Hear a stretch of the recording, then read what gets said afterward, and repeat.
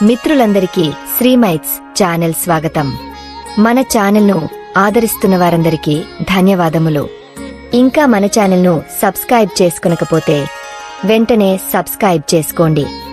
ఎందుకంటే ఈ ఛానల్ ద్వారా మంచి కథలు హై క్వాలిటీతో ప్రతి ఒక్కరూ చదువుకుంటూ వీక్షించేటట్లుగా తయారు చేయబడతాయి. ఇక కథ చెప్పుకుందాము. ఈ కథ పేరు తెలివిగలవాళ్ళు. చందమామ 1971 మార్చి నెల సంచికలోనిది. ఒక ఊర్లో ఒక పేదవాడికి 3 కొడుకులుండేవారు.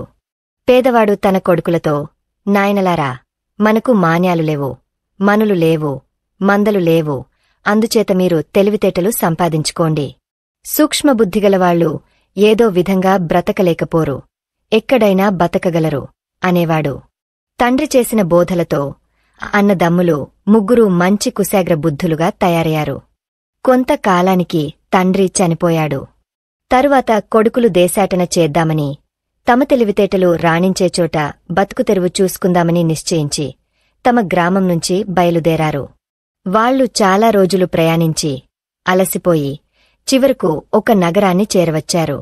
వాళ్లకు ప్రాణం లేచివచ్చినట్టయింది.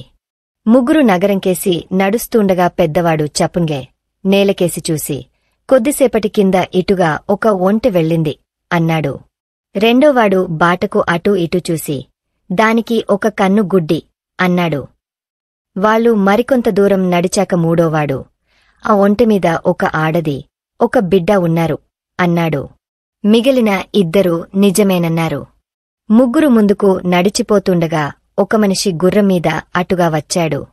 పెద్దవాడు ఆ మనిషికేసి చూసి, దేనికోసమో వెతుకుతున్నట్టున్నావే అన్నాడు. అవును అన్నాడు గుర్రంమీదివాడు.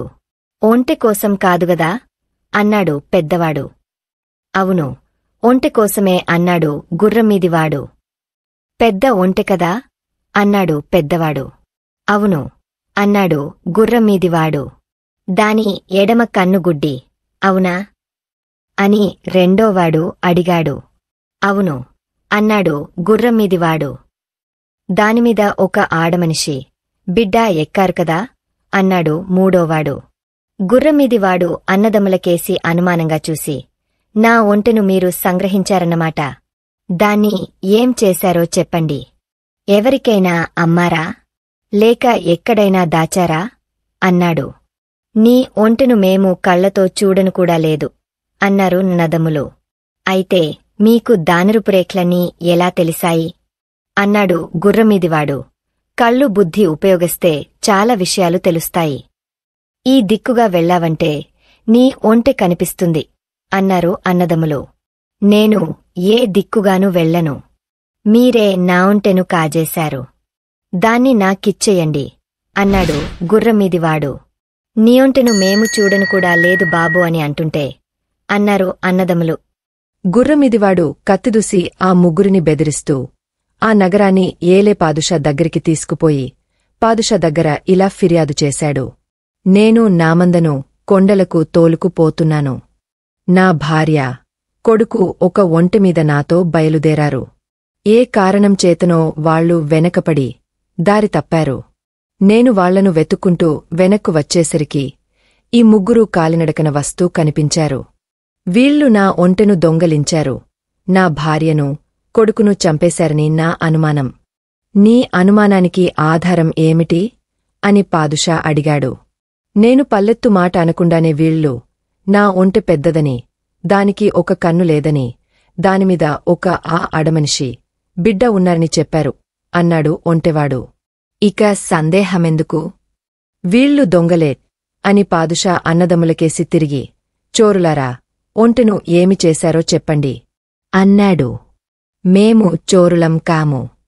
మేము ఇతడి ఒంటెను ఎన్నడూ చూడనైనా లేదు అన్నారు అన్నదమ్ములు. మీ అంతట మీరే ఆ ఒంటెను పూసగుచ్చినట్టు వర్ణించి, ఆడది, బిడ్డ ఉన్న సంగతి కూడా చెప్పి, దొంగలం కామంటారేమిటి అన్నాడు పాదుషా. అదేమీ విడ్డూరం కాదు పాదుషాగారు. చిన్నతనం నుంచి మేము మా కళ్లను చక్కగా ఉపయోగించటమూ, చూసిన దానిని బట్టి అనేక విషయాలు తెలుసుకోవటమూ అభ్యాసం చేశాం అన్నారు అన్నదమ్ములు. పాదుషా హేళనగా నవ్వి, ఎన్నడూ చూడని దాన్ని గురించి అంత వివరంగా తెలుసుకోవటం సాధ్యమా అన్నాడు. సాధ్యమే నన్నారు అన్నదమ్ములు. అయితే మీ శక్తికి ఇప్పుడే పరీక్ష పెడతాను అంటూ పాదుషా తన మంత్రిని దగ్గరికి పిలిచి అతనితో రహస్యంగా ఏదో చెప్పాడు. మంత్రి అవతలికి వెళ్లి కొద్దిసేపట్లో తిరిగి వచ్చాడు. ఆయన వెనకగా 2 నౌకర్లు ఒక పెట్టె పట్టుకుని వచ్చి పాదుషా సమక్షంలో దాన్ని దించి వెనక్కు తప్పుకున్నారు. చోరులారా, చెప్పండి, ఈ పెట్టెలో ఏమున్నది అన్నాడు పాదుషా అన్నదమ్ములతో. పెద్దవాడు, మేము చోరులం కామని ముందే తమతో మనవి చేసుకున్నాం. తమరు అడిగారు కనుక చెబుతాను. ఈ పెట్టెలో ఉన్నది ఒక గుండ్రని వస్తువు అన్నాడు. అది మామిడికాయ, రెండోవాడు అన్నాడు. అవును, ఇంకా పండలేదు పచ్చి మామిడికాయ అన్నాడు మూడోవాడు. ముగ్గురు ఇలా అన్న తర్వాత పాదుషా పెట్టెను తెరిపించి అందులో ఉండే వస్తువును పైకి తీయించాడు. అది నిజంగానే పచ్చిమామిడికాయ. దాన్ని చూసి సభలో ఉన్నవాళ్లంతా అమితంగా ఆశ్చర్యపడ్డారు. పాదుషా ఒంటె పోగొట్టుకున్నవాడితో, వీళ్లు దొంగలు కారు, అద్భుతమైన తెలివితేటలుగల వాళ్లు. నువ్వు వెళ్ళి నీ ఒంటెకోసం వెతుక్కో అన్నాడు. తర్వాత పాదుషా అన్నదమ్ములకు ముగ్గురికి ఫలహారాలు తెప్పించి అతిథి సత్కారాలు చేసి, మీమీద ఏ ఆరోపణ లేదు, మీకు ఇప్పుడేమీ నిర్బంధం లేదు. కాని ఆ ఒంటె గురించి ఎలా తెలుసుకున్నారో చెప్పండి అని అడిగాడు. దానికి పెద్దవాడు, మేము వస్తున్న దారిలో ఒంటె కాళ్ల గుర్తులు చూశాను. అవి చాలా పెద్దవి. అందుచేత ఆ ఒంటె చాలా పెద్దదని గ్రహించాను. తర్వాత ఈ మనిషి అన్ని వైపులా చూసుకుంటూ వస్తుంటే ఆ ఒంటె కోసమే వెతుకుతున్నాడని తోచింది అన్నాడు. అంతవరకు సబబుగానే ఉన్నది. కాని దాని కన్ను ఒకటి గుడ్డి అని ఎలా తెలిసింది అని పాదుషా అడిగాడు. అప్పుడు రెండోవాడు, ఆ ఒంటె బాటకు కుడివైపున ఉన్న గడ్డి మాత్రమే కొరుకుతూ వెళ్ళింది, ఎడమ పక్కన ఉండే గడ్డిని అంటుకోలేదు అన్నాడు. అది స్పష్టంగానే ఉన్నది. అయితే ఆ ఒంటెమీద ఒక ఆడమనిషి, ఒక బిడ్డ ఉన్న సంగతి ఎలా తెలిసింది అని పాదుషా అడిగాడు. ఆ మాటకు మూడోవాడు, ఒకచోట ఆ ఒంటె ముందు మోకాళ్లమీద కూర్చున్నది. దాని పక్కనే ఇసుకలో ఆడమనిషి పాదాల గుర్తులు, చిన్న బిడ్డ నడిచిన గుర్తులు కనిపించాయి అన్నాడు. అద్భుతం. అయితే పెట్టెలో ఉన్న మామిడికాయను ఎలా కనిపెట్టారు? ఇక్కడ అగుడుజాడ లేవీలేవే అన్నాడు పాదుషా. దానికి పెద్దవాడు, ఆ పెట్టెలో బరువైన వస్తువేదీ లేదని నౌకర్లు పెట్టె తెచ్చేటప్పుడే తెలిసింది. వాళ్లు పెట్టెను కింద పెట్టేటప్పుడు అందులోని వస్తువు ఒక పక్కనుంచి మరో పక్కకు దొర్లిన చెప్పుడు వినిపించింది. దాన్నిబట్టి అది గుండ్రని వస్తువని, చిన్న వస్తువని తెలిసింది. ఆ పెట్టె మామిడితోట వైపునుంచి రావటం గమనించి పెట్టెలో ఉన్న చిన్న వస్తువు మామిడికాయ అయి ఉంటుందని గ్రహించాను అన్నాడు రెండోవాడు. అంతవరకు అర్థం చేసుకోవచ్చు. కాని అది పండని మామిడికాయ అని ఎలా తెలుసుకున్నారు? అది మరీ విచిత్రంగా ఉన్నది అన్నాడు పాదుషా.